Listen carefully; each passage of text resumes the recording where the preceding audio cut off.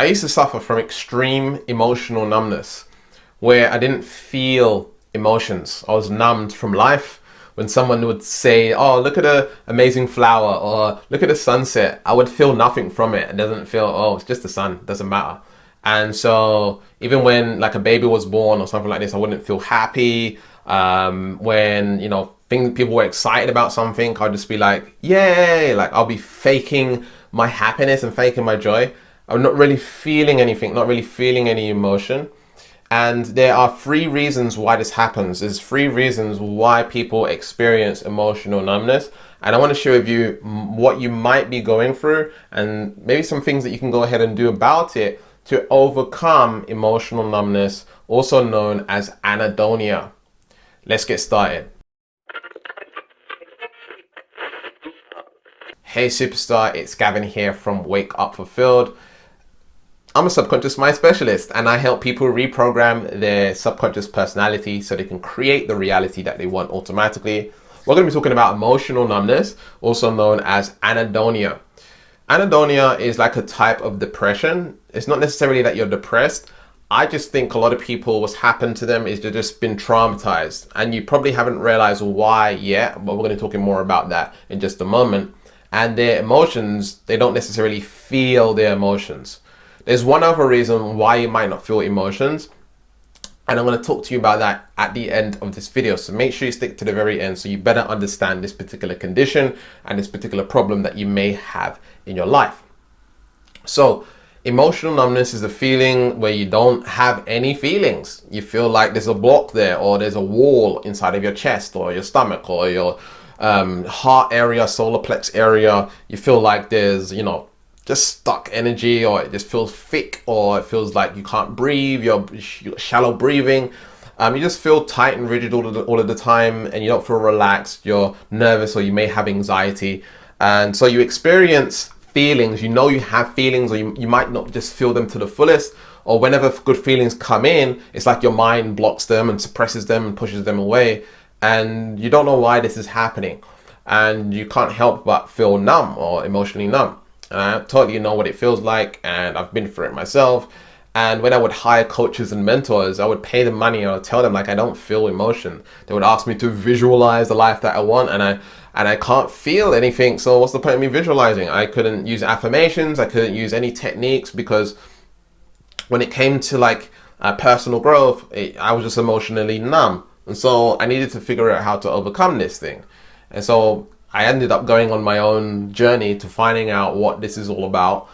And I explored more about the subconscious mind. And when I started working with the subconscious mind, and I started rewiring and reprogramming my subconscious mind and deprogramming my subconscious mind, then I started to feel more. So I want you to know there is hope, and there is ways of actually shifting your mind and getting more into your body, so that you can really go ahead and feel and be happy and live a more fulfilling life. Feelings are the secret to life. Feeling is life. If we don't feel, there's no life. So it's very important for us to have those feelings, to have those emotions. And let's talk about this a little bit more. So the first reason you're going to experience, or you may be experiencing, emotional numbness, also known as anhedonia, is trauma. Okay, trauma. When something traumatic happens to you, your mind is going to protect you. Okay, it doesn't want that thing to happen to you again. Your subconscious mind is designed to protect you from danger. It's designed to keep you safe.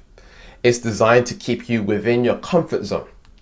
And so if something traumatic has happened to you, it's protecting you from that thing happening again and experiencing the same trauma.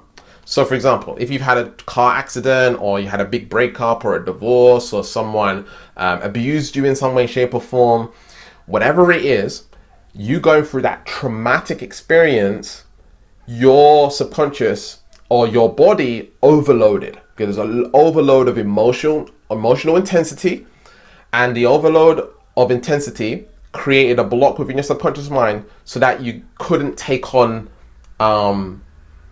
more than you can handle.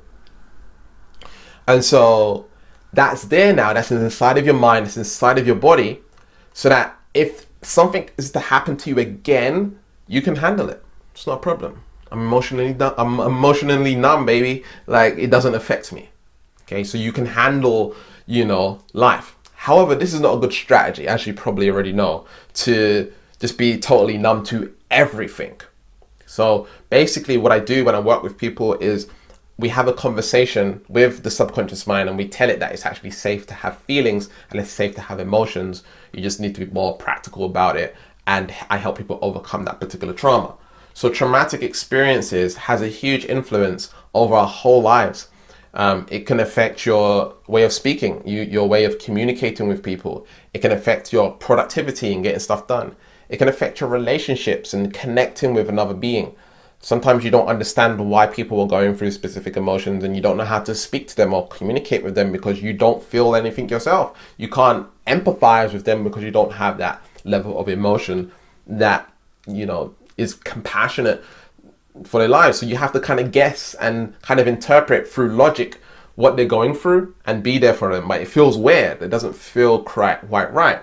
And so this can happen through traumatic experiences when there's a trauma, and everyone can take trauma differently. Okay. There's different levels of trauma. Someone can be in an accident and it's not even traumatic to them. They didn't take it as a trauma. Some people may have got flicked in the air at school, like they're flicking their air, like they're being bullied in a way. And that was a very traumatic experience for them. Okay. Everyone's different. All right. And so understand that it could have been anything that caused this particular trauma. It doesn't have to be something big that happened in order for you to experience this trauma. Okay.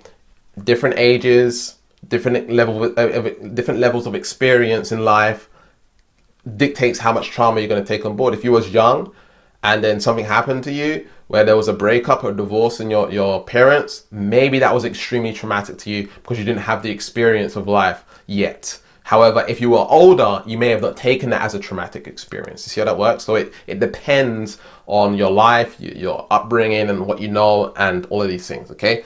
So don't disregard trauma and don't feel or think that you have no trauma because there might be traumas that you have that you're unaware of. The next thing, a lot of people might not want to hear, especially the men. The men might not want to hear this one, but I have this, just to let you know. And it is sensitivity. Okay, sensitive. You're sensitive. You're emotionally sensitive. And what I found in my own life is that I didn't feel like I was emotionally sensitive at all. I felt like I didn't have enough emotion. I felt like I just didn't. I felt like emotionally numb, And so when I started taking things like personality tests and it would say I'm an emotional person, I just didn't resonate with it. When I would do astrology, like I would do my astrology chart and I would find out that I'm impulsive and all these things, it didn't resonate with me. I didn't understand. But then I learned that I was pushing away emotion because I am sensitive. Like I don't want to feel too much because, it's too much. I can't handle it. I'm empathic, you see. And so when you're very sensitive and you're afraid of the sensitivity, you're afraid of emotions, you're going to push them away, you're going to push them down, you don't want them, okay? On a subconscious level, remember this is an automatic process. It's happening subconsciously, not consciously, okay? So it's an automatic process, just like your subconscious mind keeps your heart beating, keeps you breathing. It's the same thing with your emotions. When it comes up, your mind just automatically suppresses it and pushes it away because it doesn't want you to feel too much, okay? And so there's a subconscious pattern saying that you're afraid, okay? You're afraid of emotion. You're afraid of feeling emotion. And again, you might be thinking logically that I'm not afraid of feeling emotion, but it's not about what you consciously think. It's about what's going on in your subconscious mind, all right? So if you're empathic, some people are empathic and they're sensitive and their emotions are all over the place, but it's like they're not afraid of it, so they can feel all of these different variety of emotions. There are empaths that are sensitive, but they are afraid of the sensitivity, which now pushes away the emotions. The subconscious mind is protecting against those particular emotions. And so you have emotional sensitivity, okay? Emotional sensitivity. And so if the subconscious mind is pushing away these particular emotions and these particular feelings, guess what? You're going to feel emotionally numb because as soon as you start feeling, your subconscious mind is like, that, no, I don't want it, right? Pushing it away. Doesn't want it. Doesn't want to feel. Okay. And so, what I suggest you do is take a personality test and find out what personality you are. And if you have the letter F, okay, the letter F inside of your personality type, you're a feeler. Okay. It means you feel and you can be emotional. Right. But, perhaps, again, you're sensitive, so you don't even notice that you are emotionally sensitive. And it's crazy because, again, like I said, I just want to really stress this. I thought I was not an emotional person. I thought I was just totally a logical person. But the reason why you think you're a logical person is because your mind is literally suppressing your emotion, and you're having to think about emotion. You have to think about pretty much everything that you do. You have to think about, taking action on your business, or taking action on this and taking action on that, and what am I going to do next? And it seems like you're thinking a lot, all right, because your mind is overcompensating for the emotional suppression. Okay, it's not allowing you to feel life, and so you have to kind of figure things out using your head. All right, so just know that this might be true for you. Okay, don't disregard it, because it can be easily disregarded, because number one, I'm a man, I'm not supposed to feel an emotion, blah, blah, blah. These are all subconscious patterns anyway. And so don't disregard it. It might be true for you, all right? And the last one here is disassociation. Disassociation.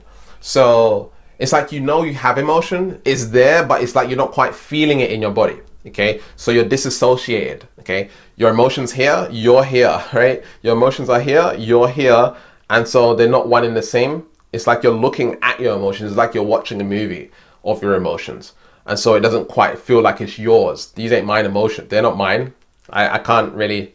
It's just there. Like I can notice it, but it's like I'm not really feeling it in my body like it's mine.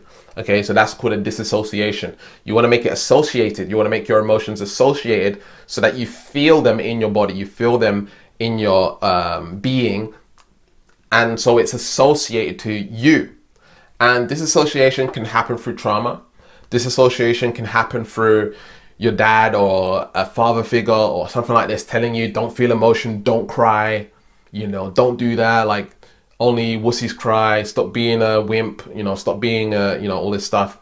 And so you start disassociating from emotion and pushing them away and disassociating from them and ignoring your feelings, ignoring your emotions. This is toxic masculinity, okay? You're supposed to feel emotions as a man. You're supposed to feel emotions. You're supposed to feel these things, okay? And you're just supposed to navigate them in a specific way. By embracing them, by embracing your emotions and feeling them and allowing them to come through. And so it's very important that we allow our kids to process emotion, to feel emotion. As soon as we suppress or push away or fight emotion, that's very unhealthy. Okay, you want to feel emotion, and you want to go into the emotion, into the challenges, and really feel it. Okay, so if something happens in your life and it's very challenging, the first thing that we tend to do is we don't want it. Okay, we want to push it away. I don't want pain. I don't want this stuff. And so basically you're pushing away your emotions, and you're actually intensifying it in a way because your focus is on pushing it away. And what we should be doing when it comes to emotions is we should be allowing them and accepting them. This is what life is right now. You're supposed to accept your emotions, accept things for what they are, and embrace them. And what I do is I like to focus. I like to put all of my attention on it. Because when you put all of your attention on something, it tends to dissipate. Okay, so have you ever noticed, like, if you give a relationship, if you're like clingy, for example, in a relationship, and you give that person too much attention, too much energy, they walk away, right? It's the same as emotions. Emotions, when you give it a lot of attention and focus and love and support and all this stuff, what happens is it starts to dissipate. It starts to go away much quicker than it would if you were to just push it away, try and shove it down, try and shove it away, get on with work, be strong for the kids, all of this stuff. That's what we tend to do. I need to be strong for the kids. I need to be strong for my husband. I need to be strong for my wife. I need to be strong. I need to do all this stuff. So I can't feel this right now. I don't get to feel this right now. I don't have the luxury of feeling this right now. And so we suppress it. We become disassociated from the emotion. And so now we have problems. And again, like I said, it leads to problems like this, being disassociated. It's unhealthy not to feel. It's unhealthy to push away emotions. We should be embracing them, feeling them, and allowing ourselves to process the emotions fully. All right. So these are the 3 reasons why you will be emotionally numb. All right. Also known as anhedonia. And in order to overcome this, you can get trauma work done. So if you know, some sort of practitioner or whatever it is that does trauma work, you can go ahead and do that and get that done. Sensitivity. If you feel like you're emotionally sensitive, again, this is a little bit more complex. But what I would say for this one is just allowing yourself to accept emotions. Just say, I'm going to accept life for what it is. I'm going to accept emotions, and just have that affirmation or mantra that you're going to accept things. Disassociation is a little bit more complex. You'll probably need to get someone that understands what disassociation is and how to become associated. I know how to help with all of these particular levels. So if you're interested in getting coaching and you want to work with me one-on-one, then you can go ahead and check out and get my free subconscious mind diagnosis session at neutralityshifting.com, where we find out what's going on for you, what you're going through, what you're experiencing, and diagnosing where you're at right now and what we need to do to get you to overcome this so you can start feeling emotion again. So as you know, emotion is life. And so the more emotion that we feel and able to process, the more life is amazing. We really have those pleasurable feelings again. We can become more productive, we get more stuff done, and all these things can happen through feeling emotion. All right. So again, you can get a free subconscious mind diagnosis session at neutralityshifting.com. If you have any questions, be sure to comment them below. And that's about it. Be sure to like this video, subscribe. I really do appreciate you watching all the way through. Hopefully you've learned something here today. And remember to keep learning, keep growing, keep expanding, and I'll see you in the next video. Peace.